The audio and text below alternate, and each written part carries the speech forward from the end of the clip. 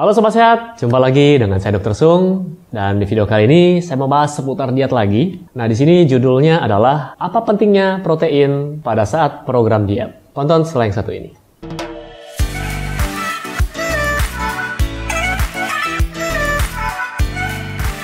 Sobat Sehat, kalau berbicara soal diet, seringkali yang ada dalam pikiran kita pertama kali adalah menurunkan berat badan, mau kurus, iya kan? Sebagian besar dari kita pasti berpikiran seperti itu. Dan buat Anda semua yang pertama kali hadir di channel SB30 Health ini, saya jelaskan kembali, jadi diet itu bukan mengurangi berat badan, ya. Jadi diet itu adalah pola makan, artinya makan, gitu. Ada namanya diet rendah serat, diet tinggi lemak, diet rendah kalori, diet tinggi kalori, ya, diet tinggi karbohidrat, dan sebagainya. Jadi diet ini bisa Anda gunakan untuk yang pertama, meningkatkan berat badan. Yang kedua, mempertahankan berat badan atau maintenance. Yang ketiga, diet untuk menjaga kesehatan tertentu, misalnya diet pada mereka yang diabetes. Kemudian yang keempat, diet untuk menurunkan berat badan, dan masih banyak jenis diet yang lain-lain. Bukan semua diet itu adalah untuk menurunkan berat badan, tidak seperti itu. Oke, jadi Anda tinggal mengatur jumlah kalori harian Anda berapa. Nah, sesuaikan dengan kebutuhan Anda masing-masing. Terus kalau ditanya, dok, apakah semua makanan dan minuman itu mengandung kalori? Jawabannya, sebagian besar makanan dan minuman itu mengandung kalori. Ya, kecuali air putih, itu zero kalori. Atau Anda cuma bikin teh, Anda cuma bikin kopi tanpa gula, itu bisa zero kalori. Dan sebenarnya masih ada kalorinya sangat-sangat kecil, ya kita anggap saja 0, tidak terlalu berpengaruh.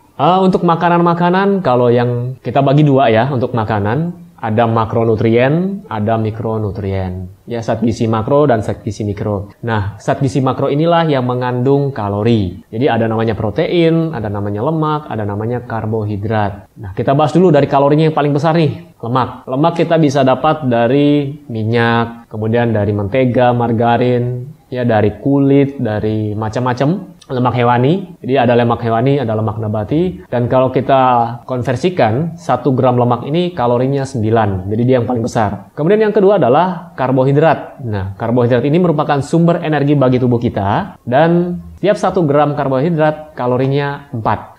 Kita bisa dapatkan karbohidrat ini dari nasi, kentang, mie, roti, dan lain-lain. Dan saya sudah sering bilang ke Anda semua, saya sudah sering bahas, carilah karbohidrat kompleks. Itu jauh lebih baik dibandingkan Anda mengkonsumsi karbohidrat sederhana. Dan protein. Nah, protein ini penting. Banyak orang kalau diet semuanya dikurangi, terutama yang menurunkan berat badan. Jadi nasi dikurangi, karbohidrat, kemudian lauknya dikurangi. Kebanyakan kalau kita bilang lauk, itu adalah proteinnya sebenarnya. Ya, tapi kalau di Indonesia, kentang juga jadi lauk, mie juga jadi lauk. Jadi kalau kita bilang lauk itu sebenarnya adalah untuk proteinnya. Kalau orang sini bilang apa ya? Ikannya. Ikan tempe, ikan tahu, ikan ayam. Protein ini penting untuk membangun sel. Jadi walaupun Anda sedang diet, tetap protein disesuaikan dengan berat badan Anda saat itu. Contoh, bulan kemarin berat badan Anda 80 kg.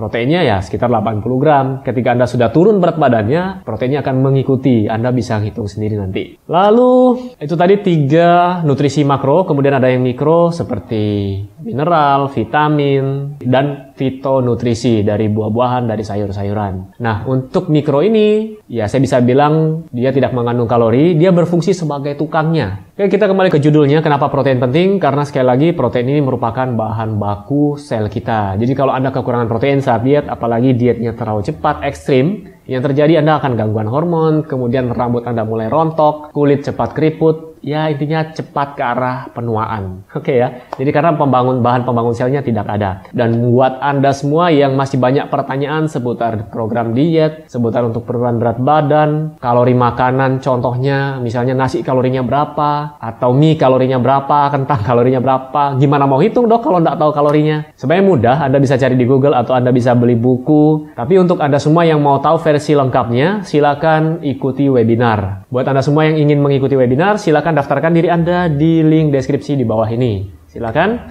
Dan sekian video saya tunggu Anda di webinar. Segera daftarkan diri Anda.